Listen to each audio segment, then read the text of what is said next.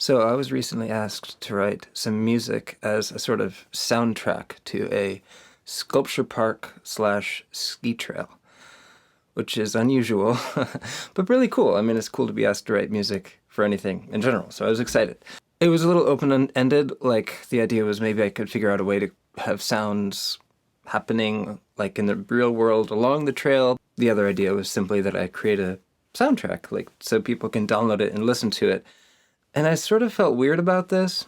Maybe a slight version of my imposter syndrome, like why should people go out of their way to download my music when they can just listen to the music they already have on their phones? But the bigger question was, how do I write music that actually captures the spirit of a ski trail, knowing that not everyone is going to ski it at the same time necessarily, and a lot of these art pieces are a little bit abstract and it could be anything.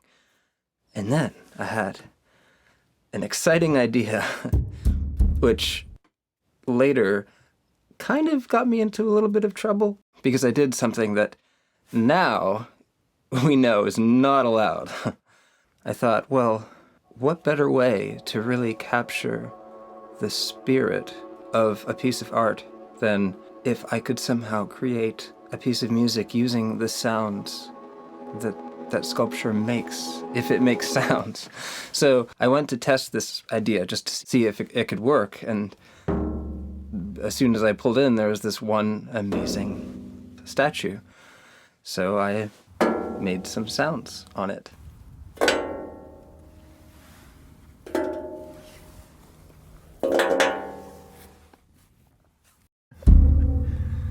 That has some nice bass to it, actually. This is a great thing, this piece of art.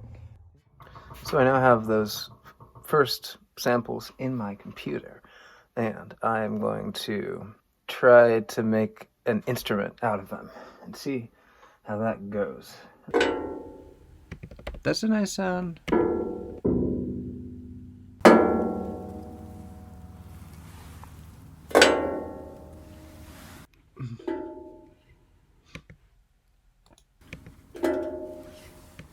I like that one because it has a few little finger tappings to it, and it sounds really cool through a delay.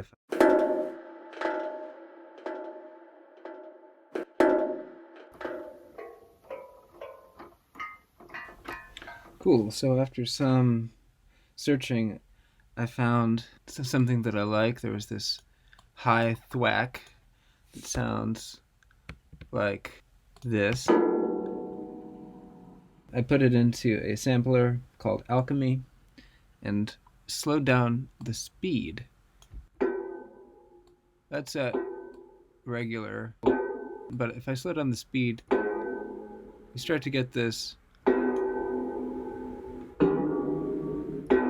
kind of cool sound.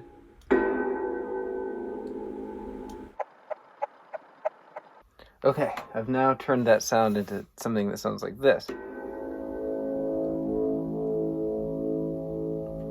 which is kind of nice. I think that'll be a sound we use.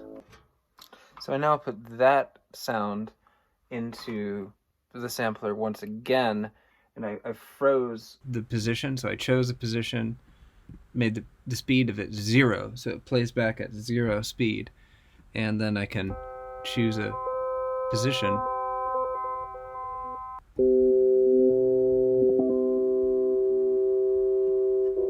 I like that one, it's very pure. Kind of sounds like an organ, so now I actually have something to work with as a playable instrument that came from the art. So this is what we're doing.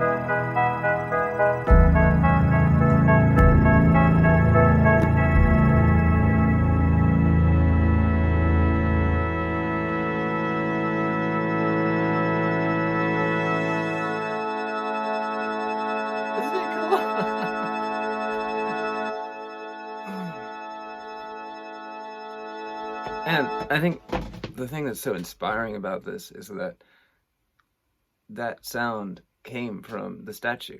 And at first I felt a little funny about this idea of, you know, it doesn't sound anything like the source material. So I took one of those, it's like boom, and I took the tiny little moment and then stretched that one tiny little moment out into time. And if you think about it, that's kind of like what a statue is, because especially that one of a person, it's a moment that's frozen in time. So then I made that moment, which is a statue, make a sound, and then I took that sound and found a piece of time and then stretched it out. So this is really fun.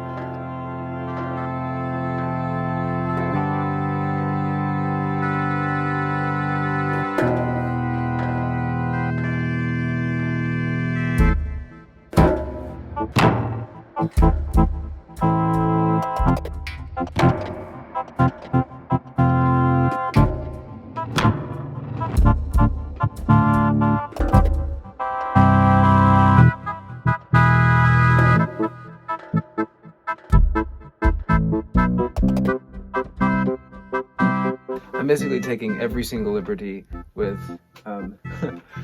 manipulating the sounds as I can. I have frozen them in time. I'm playing them back kind of almost as they were. And now I'm going to do something.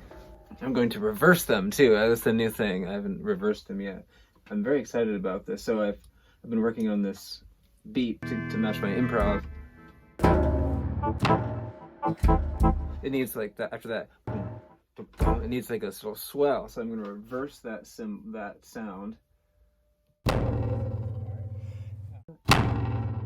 Here's the same sound. Flappy hit.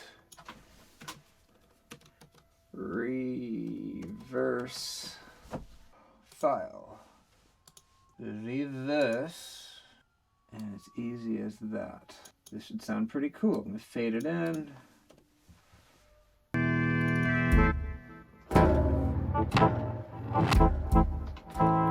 Yeah, it sounds so cool.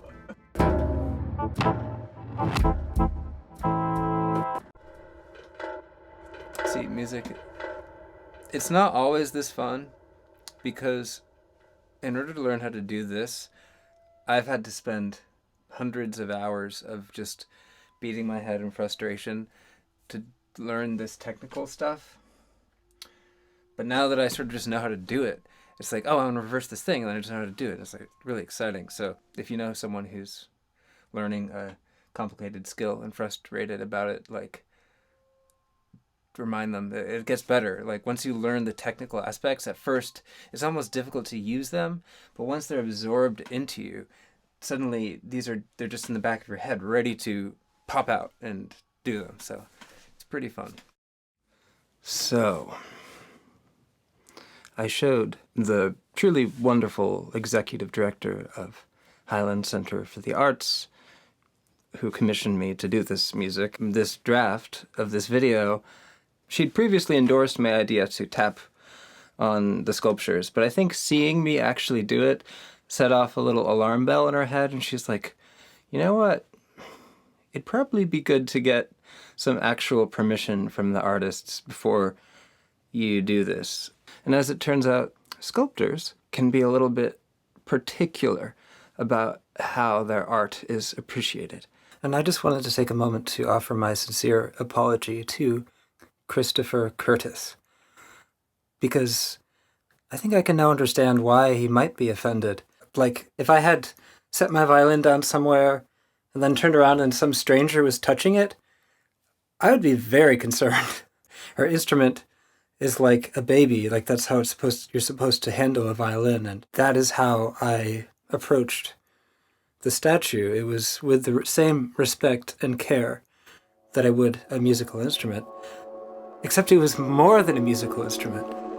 It was as if this strange, enigmatic figure had suddenly descended from outer space and landed out in the field behind Highland Center for the Arts. And when I gently tapped it to see if it could make a sound.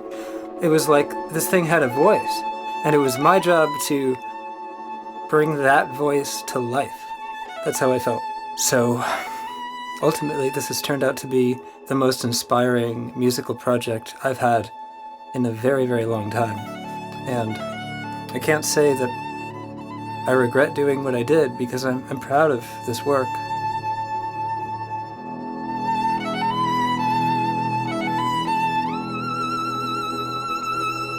I felt pretty conflicted about all this for the last couple weeks, so it feels good to talk about it and move past it. And let me know. Let me know how you feel about it, Christopher, if you're watching this. Or I'd love to know how you feel about it. If I knew that I had your respect in this, that'd be really cool.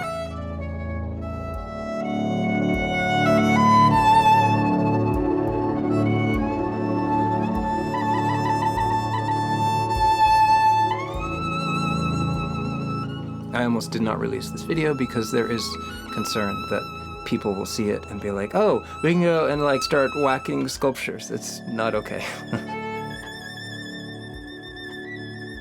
Well, yeah, I'm going to be releasing more videos where I show how I create the soundtrack. Please like and subscribe this video and share it with anyone you think might find it interesting.